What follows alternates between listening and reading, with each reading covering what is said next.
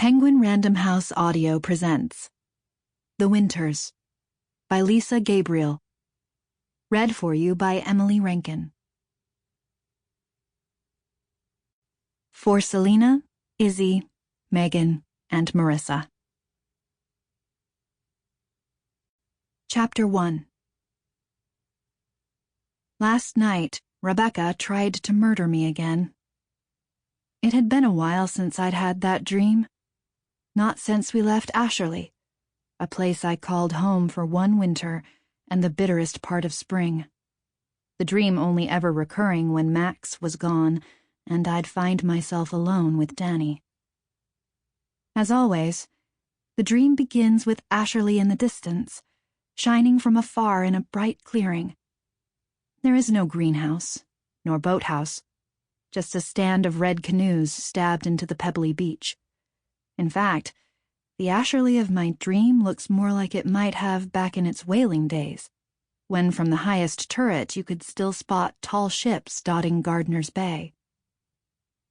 Overpowered by the urge to be inside the house again, I pass easily through the thicket of forest that surrounds the property. I want so badly to wander its wood-paneled halls, to feel its plush red carpets beneath my bare feet, to move my fingers in the play of sun through the stained glass windows. But an invisible force keeps me out. I'm relegated to the bay, where I float like a sad specter, made to watch those who still haunt Asherley act out the same strange pantomime. I can see Max, my Max, relaxing on an Adirondack, one in a line like white teeth dotting the silvery green lawn. He's reading a newspaper, framed by the majestic spread of Asherley behind him, its walls of gray stones, its crowd of terracotta peaks, its dentils studded with carved rosettes, anchored by the heavy brow of its deep stone porch. Every lamp in every room of the house is lit. A fire roars in every fireplace. The circle of windows at the top of the high turret burns like a sentinel over the bay, as though the house were about to put on a great show for me. I call for Max, but he can't hear me. I want to go to him, to touch his face, to smell his hair, to fit my shoulder under his arm, our sides pressed together. My throat feels strangled with that longing. On cue, she strides out the back door, carefully balancing a tray of lemonade. She's wearing a white lace dress with a red sash, her blonde hair glinting in the sun, her face so eerily symmetrical she'd almost be odd-looking, except for the singular perfection of each and every one of her features. Here is Rebekah, making her way down to Max, changing her gait to accommodate the steep slope of the back lawn.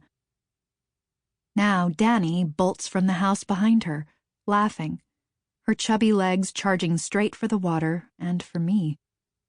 She's 3, maybe 4. Her hair, far too long for a child, is the same white blonde as her mother's. I often wish I could have met Dani when she was this young and unformed.